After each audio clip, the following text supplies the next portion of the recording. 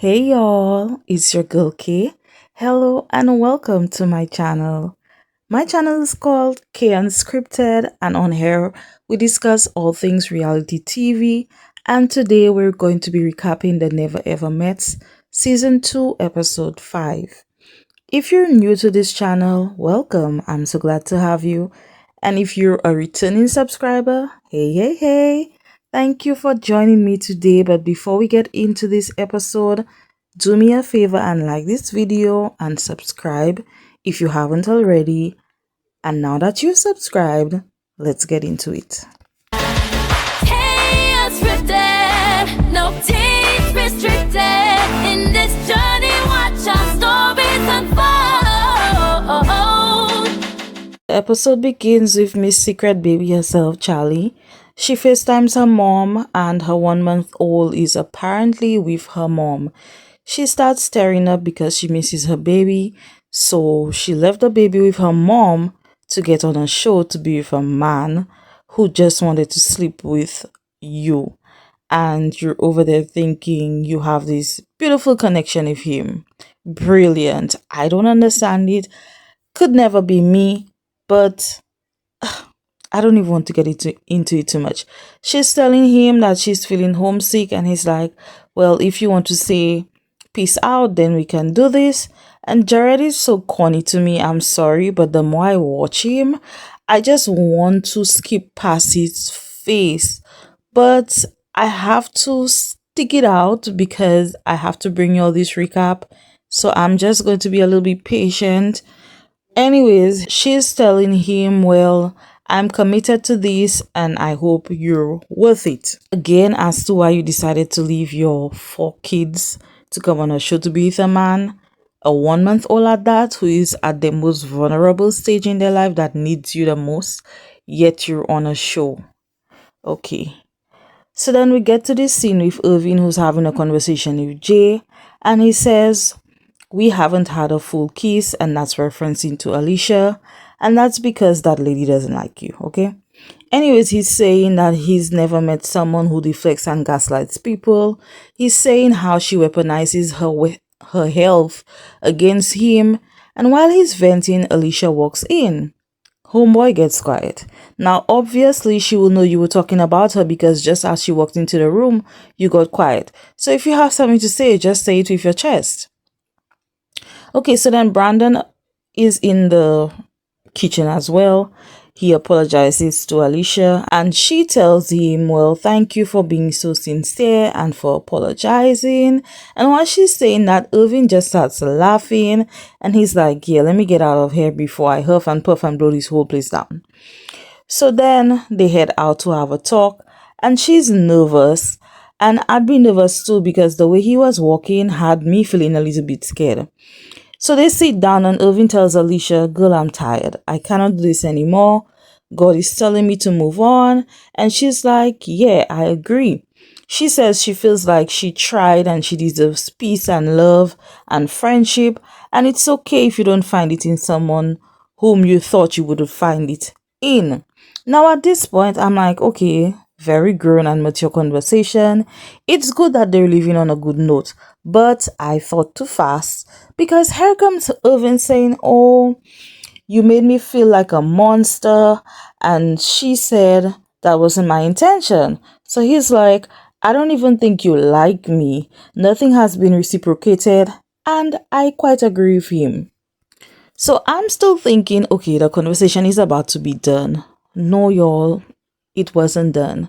Ervin says just before he got to the house, he received a phone call from his ex that he hadn't spoken to in 5 years, and he thought that because she called him the day before coming to the show, that this was some type of sign from God. He starts saying that the woman has emotional intelligence, and I'm like, well, why are you not with her then? Now, I cannot tell anybody how God speaks to them, but this certainly ain't it. Maybe, just maybe, God was trying to show you that you have a pattern or you love people in a certain type of way that's not coming off good, or maybe your ex found out you were getting on the show and wanted that old thing back. I don't know. There could be so many reasons why the ex decided to reach out to him after 5 years. But this just proves that you have no respect for Alisha, because that should have been the first thing you told her. And now you're here comparing everything that she does to your ex the entire time. So Alicia feels like he had his ex in his back pocket and he tried to one up on her. She tells him, "Look, you just cannot handle a woman as delicate as me." He is so bothered by the fact that she's unbothered, but she's better than me, because I'll be like, "Thank you, sir. It was nice knowing you. Have a safe trip back." And that's it. I wasn't going to give him anything else. But he's like, "Well, I think you're beautiful and smart, and I wouldn't mind being your friend, but I don't want to be your friend." And she's like, "Neither do I." Yay! She's being petty at this point. She tells him, "God bless, just leave me alone." Now, I don't know why she was still talking to that man, because if it were me, I would have been done. Because sis, you gave him exactly what he was expecting of you. That man said I needed to get a reaction from her, and I got exactly what I wanted. He's waltzing inside of the house where the other castmates are, and he tells them, "Y'all, I'm out. I can never date the diva type again. She's so toxic." And Cinco tells him, "Well, there's no point in getting so worked up. She doesn't even like you." Now, I agree, Alicia did come off like she didn't like that man at all. He tells them that he got a call from someone in his past. He said she called him, and then he was like, "Well, she didn't actually call me, but she liked a picture of him and his sister because his sister got engaged." And he took that as a sign because he thought the woman hated him. And your lad man started bawling his eyes out, looking hella crazy. And he's talking about, "Oh, she was the best relationship I've ever had." Okay, so if that's true, then why are y'all not together? First of all, you said she called you. You told Alicia that the lady called you. Now you're telling the other castmates that she didn't actually call you. She liked a picture. So which story is the real story? All of a sudden, that lady liking a picture is a sign from God? How? It's obvious that something messy must have went down between y'all, because you thought she hated you. So it's telling me that you screwed up that relationship. Meanwhile, Alicia runs upstairs and she's talking to Brittany, relaying what went down. And Irvin is downstairs just blasting Alicia, saying she's a terrible person. And while he's saying all of those things about her, she walks in and he just ate up all his damn words. "Oh, so now you're quiet like a mouse, right?" While she walked into the room, "Say it with your chest." But she walked in and she's like, "Hey, y'all, I like y'all and all that good stuff, but I'm leaving. I'm not about to be in a toxic relationship." She said her piece and she left. But you, Irvin, you're in the kitchen just full on dragging that lady's name in the mud. That was so unnecessary. And listen, y'all, I'm not saying that Alicia did everything perfect. She was annoying as hell. She made some mistakes, of course, but like I said, I feel like she didn't like him. She wasn't attracted to that man, and she was giving off really, really negative energy. I get it, but Irvin, oh my god, weird, just weird. Then Cinco, Brandon, and Jared, they run to the living room and they're cracking up because they feel like Irvin's story doesn't make sense. Me neither, but we're never going to get the full story. Alicia is upstairs and she's crying. She says she wants to laugh and to be happy and to have a good experience, so she's choosing herself. Irving says in his confessional that he's hoping things develop with his ex and he wishes Alicia nothing but the best. She says that she's grateful for the experience and she's moving in a better direction. She says she deserves someone who can deal with conflict as an adult, and she's going to get that. She's going to give herself some time before dating virtually again, and she'd like to meet someone in person so she can feel the energy.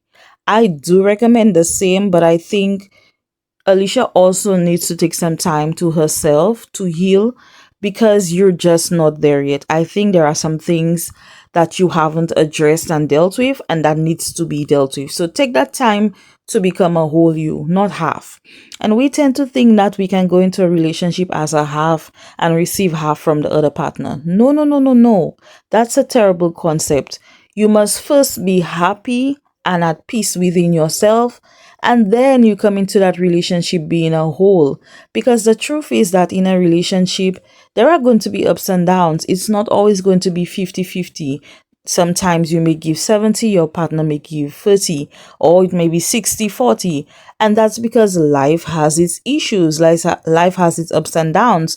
Things come up, and sometimes you may not be really present in the relationship or able to give your all, and vice versa. And so when that happens, that's where grace and patience comes in with some compromise. Now y'all better take my advice, because I have been giving y'all some advice, and that's things that I have learned in my life that I live with every single day.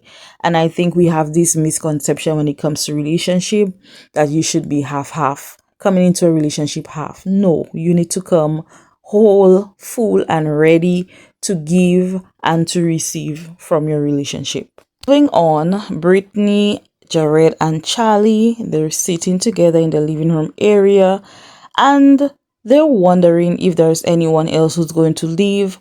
And she throws out Keke and Brandon at the same time. She also feels nervous about how her conversation is going to go with Ty, because they have not really talked since the last argument. She is still feeling like he's putting all of his effort into making everyone else in the house happy besides her.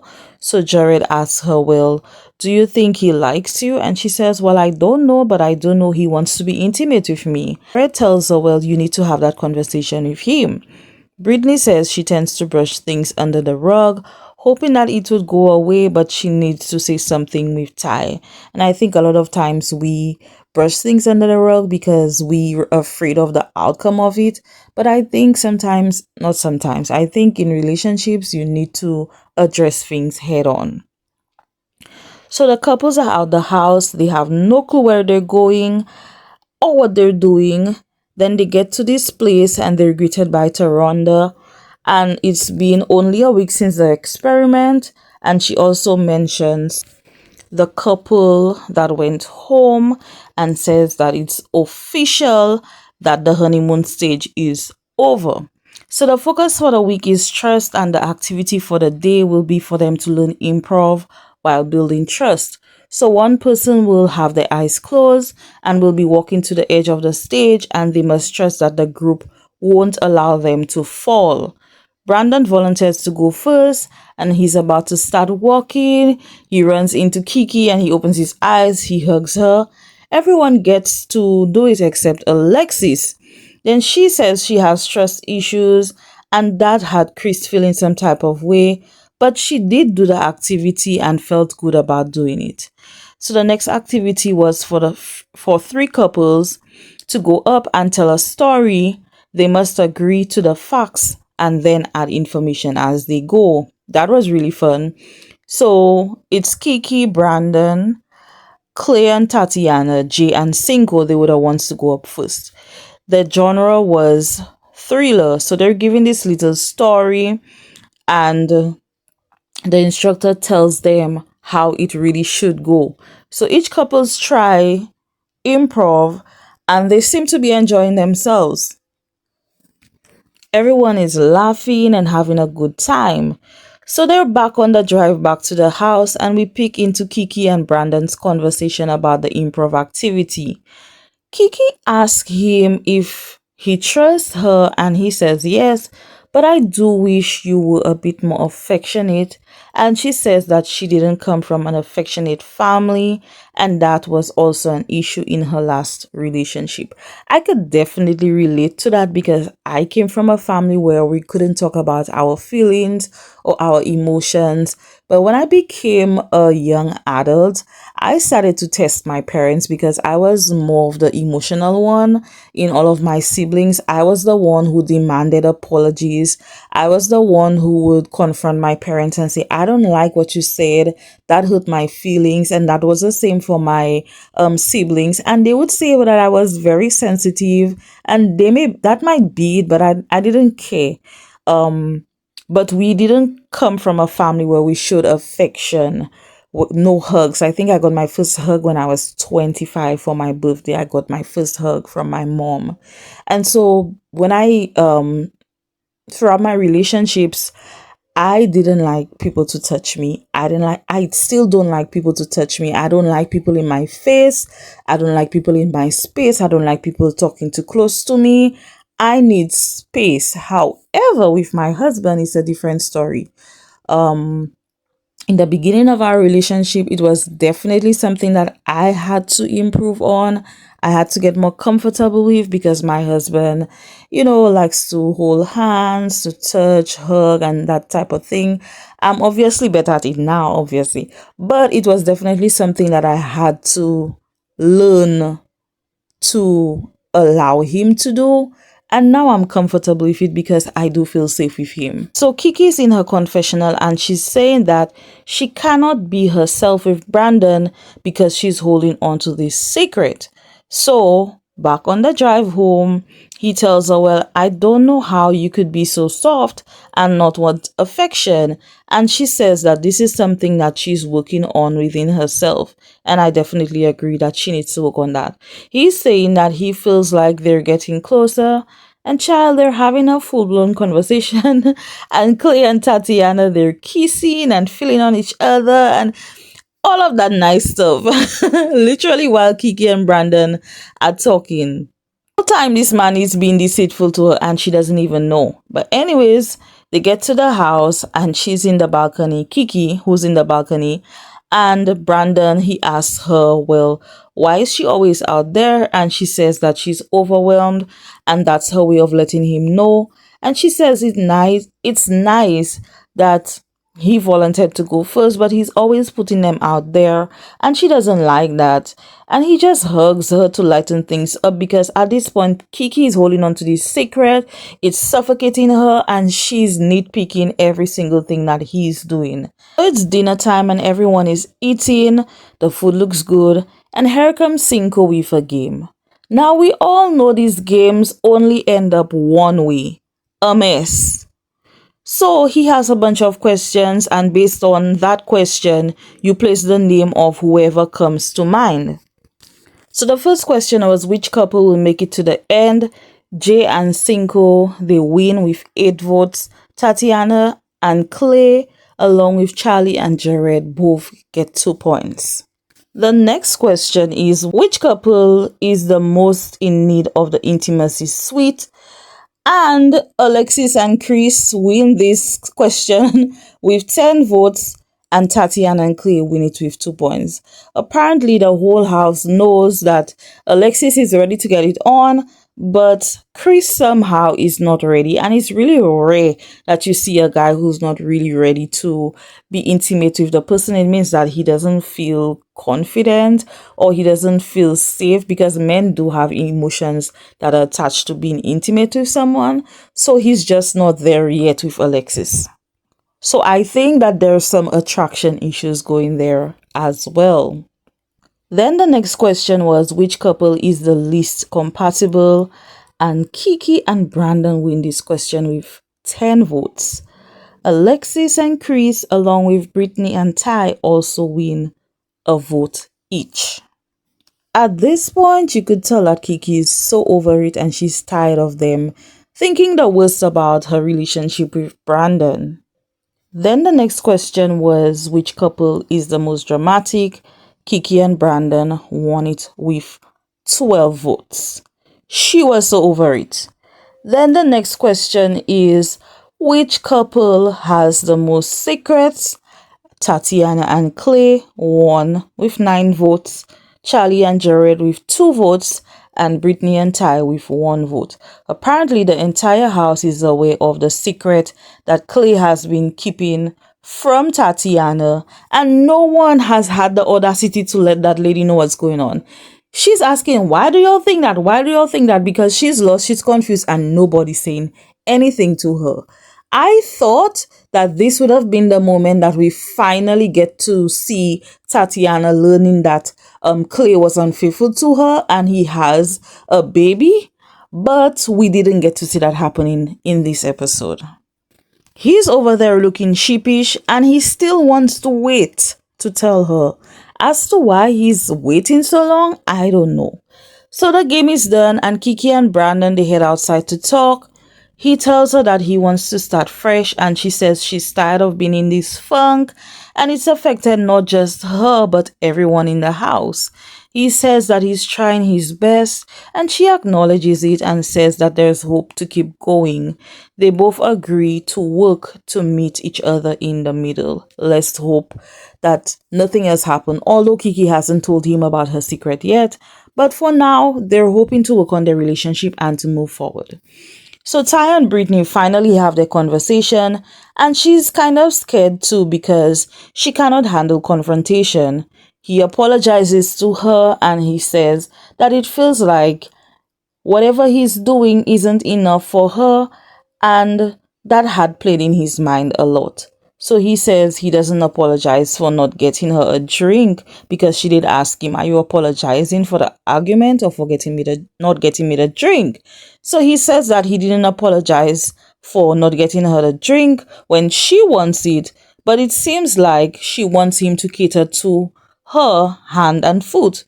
She's explaining that he makes sure everyone else is straight before her. She said to him, look, you're here for me and not for them. I felt safe with you, but you embarrassed me in front of all these people and you didn't protect me or my character. And now she no longer feels safe with him or trusts him. So he's saying he's trying and it doesn't feel like it's enough for her. He's saying that he wants a partner to work through things and she's like, nah, you don't want a partner to work things through if you want to be a class clown and to joke around and to cook and to do all of that. Now, I can see both sides of this situation. If you're making sure everyone is good and I'm the last person, that's going to be a problem for me. If you sold me a dream and it's something else, that's also going to be an issue for me. But on the flip side, if you want him to cater to all of your needs, you should also do the same. You should meet him halfway. You all really need to learn how to communicate with each other without being rude and demeaning toward each other. Dismissing me would flip me the hell out. I hate when I'm having a disagreement with someone and they're like, are you done? Are you done? No, it irks me when people do that. So anyway, she walks out and then we see Ty's brother is at the door. His name is Demon and it sounds like Demon. I don't know if I said his name right. But anyways, Ty brother is there and Brittany says she and Ty met through his brother. She's known him for 15 years. And then we meet Brittany's mom. I'm not even going to try to pronounce her name because I know I'm going to botch it, okay? I'm not even going to try. So they're both telling their people what's been happening. They're catching up. He's catching up his brother. She's catching up her mom. So her mom tells her, well, you need to have the talk with him. And she says he talks more than he listens. Then with his brother asks, well, do you want to end the relationship? And he says, no, he wants to work on it. He says he would like to resolve it because it's their first argument and he pretty much wants there to be some introspection. And I think it's an excellent way to go about dealing with conflict. Sometimes you have to look within yourself and to see how you could have made the situation better. And I think that always brings about a great solution to whatever the problem is. So she introduces her mom to Ty and his brother and they sit down together to talk. So her mom asks Ty, well, why haven't you given her all of your attention? And he says he feels a lot of pressure to outdo everything that he did the previous day for Brittany. And she said, well, why don't you do it? Because you're out there making sure everyone else is good. So why aren't you doing it for her, as in Brittany? So Brittany's mom says, my husband impresses me every day. So he tells her, please, Brittany, be patient with me. If you ask me to do something, I'm going to get it done. And her mom says, Brittany, you do need to be a little bit patient. I know that's right. Girl, you need to be a little bit patient. She says she knows and she's like, okay, I just need to clear this up. I just need him to put me first. If you know you're impatient, then you definitely need to work on that, okay? She tells him that she will try not to be cold. Girl, how about you just stop being cold to that man? Anyway, he said that he's going to do his best to be present with her and to check upon her and to make her his priority. They hug it out and make up. They say goodbye to their people and end the night on a good note because he's massaging her feet. They play a cute little game and she tells us how important her son is to her. And I'm just happy that they got over this hurdle. We end the episode with a conversation with Keke and Brandon. She's saying that she thought it was about to be sunshine and rainbows. And he said, well, if it was going to be easy, they wouldn't have been here. So Keke is still struggling to open up to Brandon. And she shared that there was infidelity in her relationship with her ex-fiancé. And that broke her heart. So your ex cheated on you. And you also cheated on Brandon with him? Girl, what? Because you said you were together for 8 years and you've been with Brandon for 4 years, but only broke it off 4 months prior. So, yikes. That's all I have to say. So, a producer asks her if she's still in love with her ex, and she has a big old grin on her face. And that's telling me everything I need to know, yes. But she says she doesn't want to talk about her ex. And I just feel like, Keke, it's time to be honest with Brandon because now you're stringing this man along. This is where the episode ended, you guys. Tell me all of your thoughts on the Ty and Britney situation. Was it just me or were you also expecting the Tatiana and the Clay situation to blow up? Because I know I was. So share your thoughts with me on Keke and Brandon and I'll meet you guys in the comments to discuss everything. Thank you so much for tuning in today and please don't forget to like this video, share it with a friend and subscribe. I appreciate your support so far and I'm gonna catch you guys in the next one. Bye.